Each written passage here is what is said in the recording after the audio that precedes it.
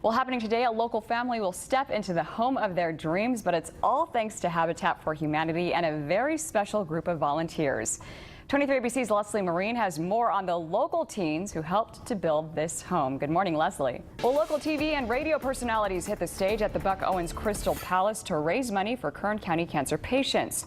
They performed in this year's Media Music Jam, and 23 ABC's morning crew was there. Have a listen. All right, well, you can't really hear it, but that's our own Mike Hart and his ladies, Erin Briscoe, Elena Rusk, and Lauren Titus. They were putting on quite a show. They were one of several groups that performed last night, and all the money raised from this event will go to the Kern County Cancer Fund to help children and adults battling the deadly disease. It's all for a good cause. We're sold out tonight. Over 470 seats are filled, and, well, maybe not filled because they're out there on the floor dancing and having a great time. I think people are seeing that the level has really gone up year after year of performers and what's been provided. It's truly a concert that is worth every penny. And last year, the Media Music Jam raised more than $30,000 for the Cancer Fund. Well, tragedy in India, 2 buildings collapsed in that country, leaving some dead and even more missing. Thanks for that, Leah. Covering the world, one of 2 deadly weekend building collapses in India has prompted the detention of a pair of construction company directors. Rescuers using gas cutters and shovels searched for workers believed to be buried in the rubble of a building under construction that collapsed in a storm. Police say 28 construction workers have been pulled out so far, and that more than a dozen are still missing. 4 of the workers died at the scene, and 5 were pronounced dead at a hospital. Earlier Saturday, a 4-story, 50-year-old structure toppled in an area of New Delhi, and 11 people died then. We're learning new disturbing details about a Georgia father accused of murder after leaving his toddler in a hot car for several hours. A new search warrant says Justin Ross Harris told police he used the internet to research child deaths inside vehicles. He also looked up what temperature it needed to be for someone to die. According to the warrant, Harris says he was looking up child deaths in cars because he was, quote, fearful that this could happen. But police say Harris intentionally left his toddler in the car on June 18th, never taking him to daycare. I think the information on the computer at this point is probably the most damning evidence they have. Family and friends came together for the toddler's funeral yesterday. Harris is still in jail, but he was allowed to call into his son's funeral.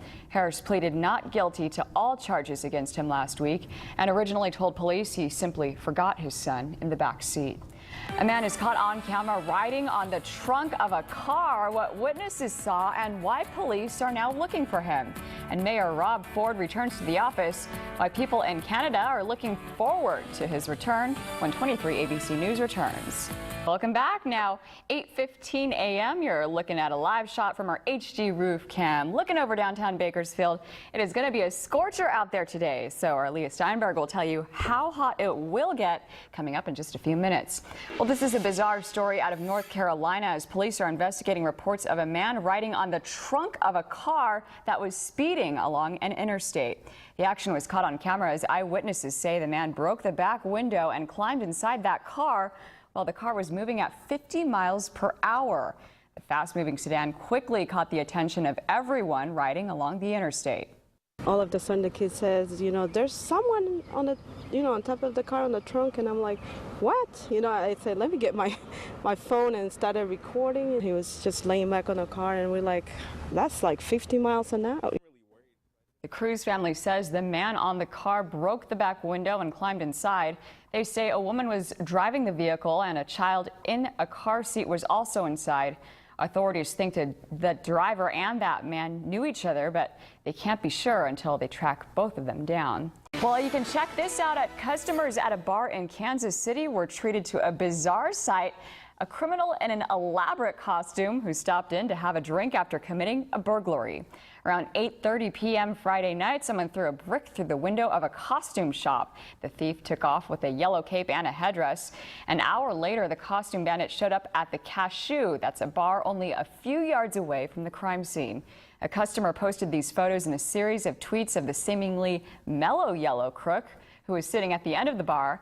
Officers arrested the suspect about 15 minutes into his stop at the bar. Not the smartest guy. All right, well, ask any bride and she'll tell you how emotional the week of the wedding can be. But most brides don't start that week by jumping out of a third-floor window to escape an apartment fire.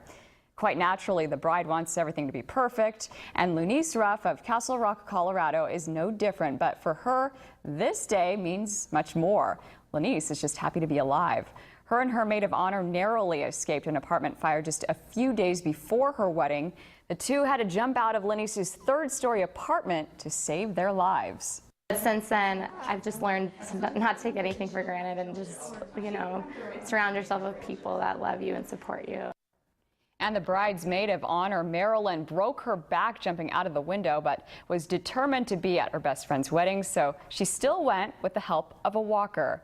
After all, what are best friends for? Well, new details this morning on when the world's tallest water slide is expected to open. Kansas City's Schlitterbahn Water Park is home to the world's tallest water slide, and it was supposed to open today, but that won't be happening after all. The official launch has now been delayed, and officials don't have a new projected opening date. The slide is 17 stories high, and riders will have to navigate more than 200 steps to the top before they can take that actual plunge. Would you take the plunge, Lindsay? I absolutely would, Leah. I would. Roller coasters are awesome, so combined with water, 100 degrees, even better. Yeah, definitely need to take the plunge, maybe even apply